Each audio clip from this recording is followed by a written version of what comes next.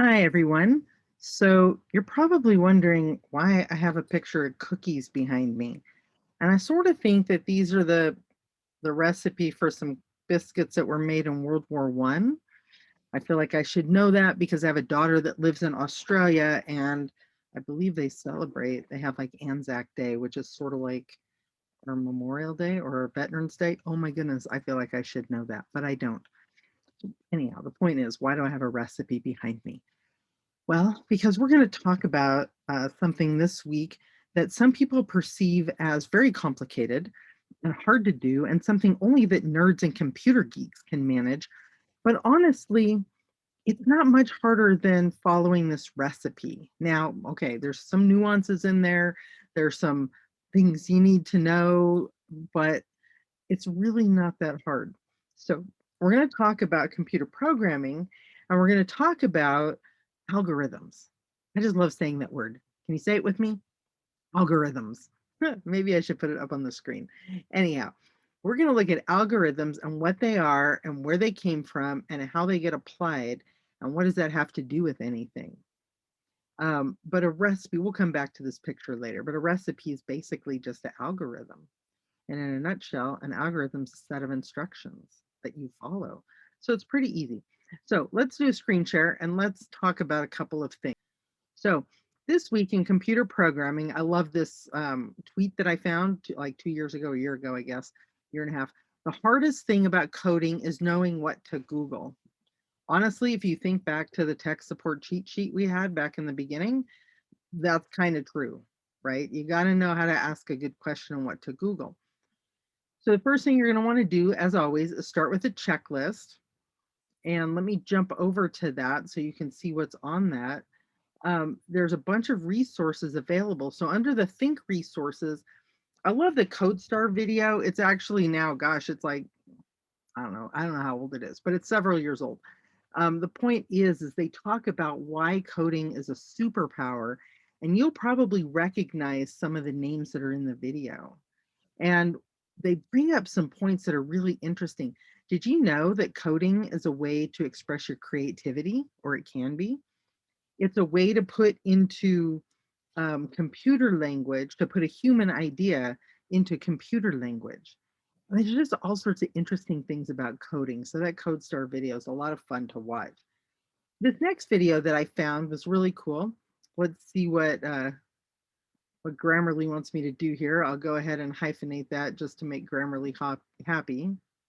For some reason, I'm in some other weird mode. Great. Anyhow, I'll fix that. So I can't apparently change my own document.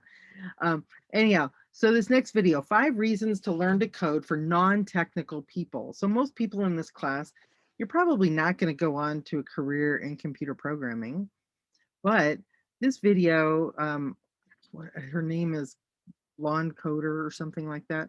Anyhow, her point in this video is that there are actually really good reasons for you to jump into coding anyhow. And if nothing else, just to become a little bit familiar with how that works. And I think I just figured out what my problem was there. So I was in the wrong mode. So I'm going to accept those changes. So anyhow, the next one is how to problem solve like a computer programmer, and that's a TED Talk. And he starts off his whole talk with the phrase, computers are stupid. And I agree, they're dumb as a box of rocks. They only do what you tell them to do, but they can do it really fast. But people are typically smarter.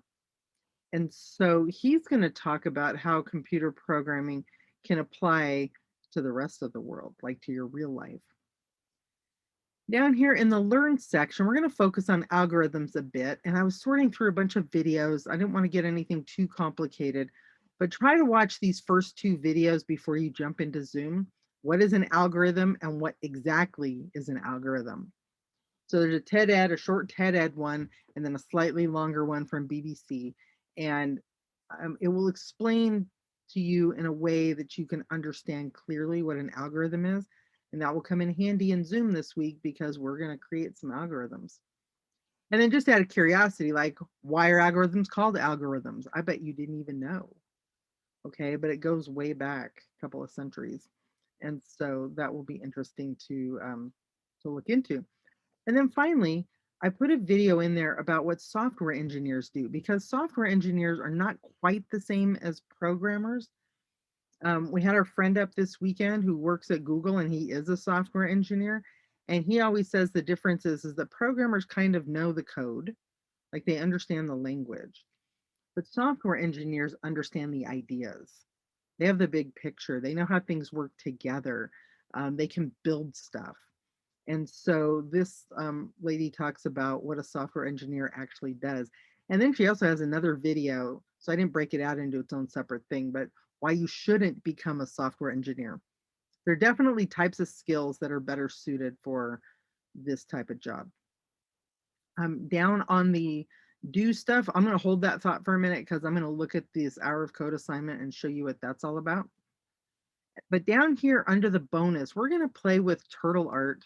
Here's a link to the program we're going to use. I think you'll have a lot of fun. It's kind of like, let's see, if you could program a spirograph to create designs, it would sort of be like that.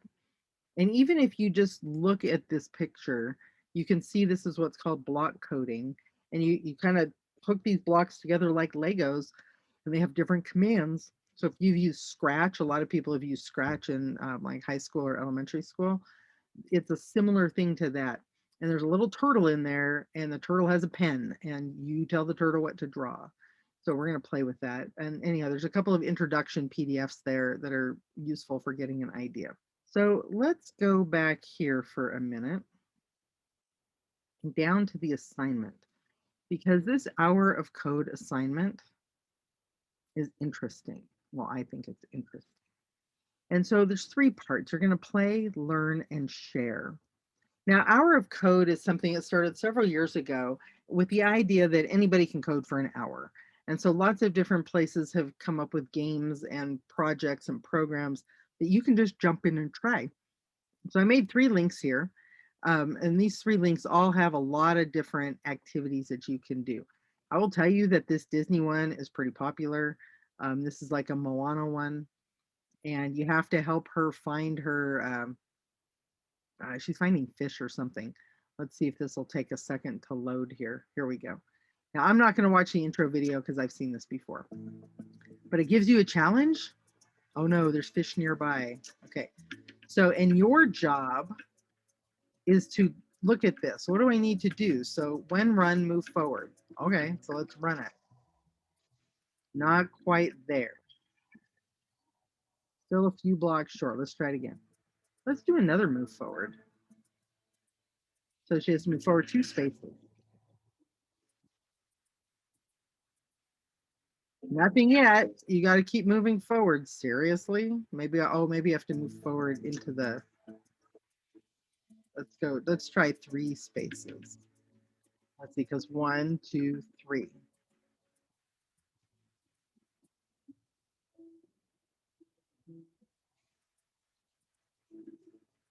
Well done. Plenty of fish. There's a lot of levels to that one. It's fun though. See how far you can get. The idea is it's going to ask you all of these, all the different ones. They're going to ask you to do something. You have to think through algorithmically. What does that mean? Well, if you watch those couple of videos, you'll know what that means. You have to think through it step by step. You can't make any assumptions because computers are stupid. They'll only do what you tell them to do. Anyhow, so the first part is I want you to take, I don't know, 30 or 40 minutes, try out a couple of different games, see how far you can get, okay? If you get hooked playing them for 2 or 3 hours, you know, it's probably better than some things you could be doing. So have fun with it, okay? So play the games. And then what you're going to do is you're going to come down to this Khan Academy link. And this is the actual part that you learn and do. So you're going to go through this tutorial. I have it open over in this window. Here's my tip to you. Watch their videos and then come down and you're going to go through this step by step.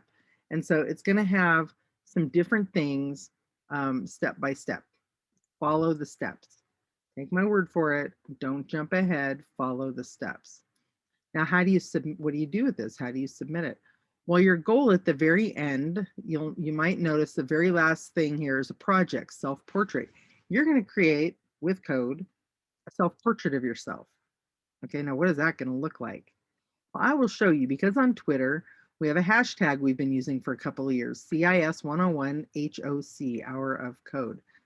And I have a link to it in the assignment. So in the assignment right here, if you click that link, it'll take you to this. And it might land on top. So you might have to go to latest, but either way, it doesn't matter. Just scroll through. Some of these were just like super fun, way better than I could do. A couple of people, I'm trying to see if I can find one. There's a few that looked, oh, here's kind of a composite. There's a few that looked exactly like the student. It was so fantastic. It was so much fun.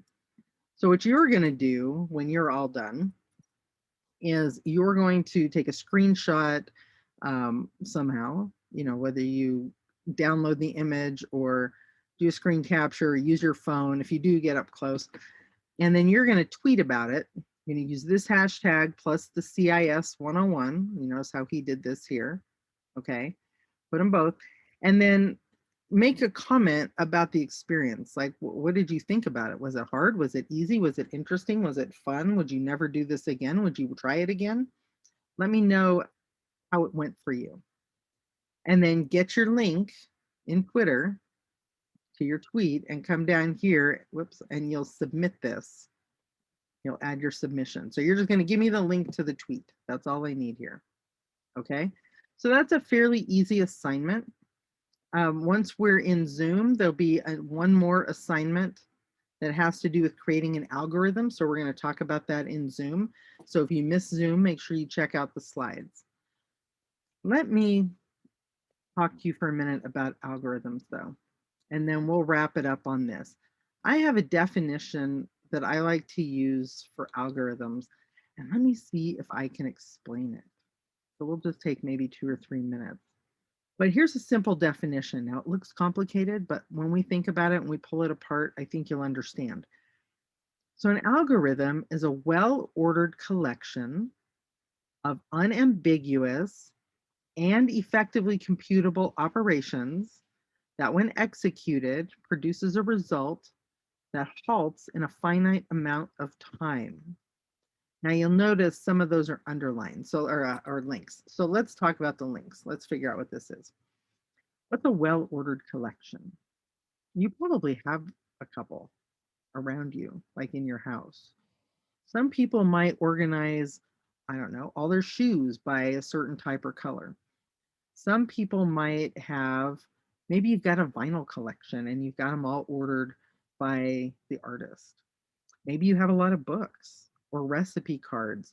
And there's lots of things you could have that would be a well-ordered collection that if you wanted to go find something, you would know exactly where it is. It's in alphabetical order, it's ordered by genre, whatever your scheme is, okay, well-ordered. Of unambiguous, what's unambiguous? Well, what's ambiguous? Ambiguous is something that's not clear. If something's ambiguous, you're not quite sure what it means. So unambiguous would be very, very clear. For example, if I said, let me have some crackers. Is that ambiguous or unambiguous? How many are some crackers? What kind of crackers? When do you want them? So how could you make that clearer? Maybe you could say, can you please put on a plate 5 Ritz crackers? That would be clear, right? You can even clear it up more. Can you please put on a plate 5 Ritz crackers arranged in a circle? Like you could get really clear on this. So unambiguous, it's got to be clear because the computer will just assume things. Effectively computable. So computers aren't very good at fuzzy things. So if I said, add up, what's a dog plus a cat? Well, I don't know. That's kind of, how do you add a dog and a cat, right? Unless there's a variable called dog and a variable called cat, and you assign a number to them, then the computer can compute it. When executed, so executed in computer programming language parlance, this means you're running the program. So when executed, when run, produces a result, okay, something, you get something out of it. So if I do 5 plus 3, what's the result? When it's executed, 5 plus 3 is 8. So 8's the result. And it halts in a finite amount of time. It doesn't go on forever. If you've done a little programming, you might be familiar with loops. And loops can be something like run this thing until it reaches 10. And so it might be n plus 1. And the first n starts at 0. So the first time it's 1. And then the next time it's n plus 1 again, but now it's 1 plus 1 is 2. And then n plus 1 again is 2 plus 1 is 3. And you keep doing that until it hits 10. And then you break out of the loop and it's over. It can't go on forever. Okay.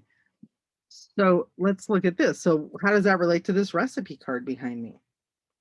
Well, how does this match up with our definition? Is a recipe card a well-ordered collection? I would say so, because usually it's got a list of ingredients, right? And then it says do this first and do that first and do this next thing. It's pretty well ordered. Is it unambiguous? Well, unless you have like a recipe card from your grandma or your great grandma where it says a pinch of this and a pat of that, and it's one of those recipes, it's not very unambiguous. But pretty much most recipes, like this one, says a tablespoon of this, a teaspoon of that. So that's pretty clear. Now, is it effectively computable? Not really. Like you can't really compute a recipe. This is where real world algorithms and computer algorithms can be a little bit different because real world stuff's a little hard to compute. Although you could count kids or something. Anyhow, so we'll let that one go. So when executed, when you run this recipe card, what's the result? Those cookies right there, those biscuits. That's the result in a finite amount of time. Let's see, let me move to the side. Yeah, it says, so cook at 350 for 12 to 15 minutes. What happens if there's no finite amount of time on your cookies? They get like burned up, right? That's not good. So there's got to be a finite amount of time. This is why recipes make such really good algorithms, except for that computable part. So don't worry about that for right now. And I encourage you to not think that programming isn't for you.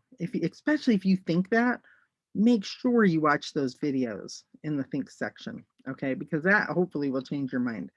It's always good to know a little bit of code. And I'm not like a hardcore programmer, but I know how to tweak stuff. Like I know enough to be slightly dangerous and to figure things out. And that's helped me in all kinds of ways for decades now. It's been one of the best things I ever learned how to do.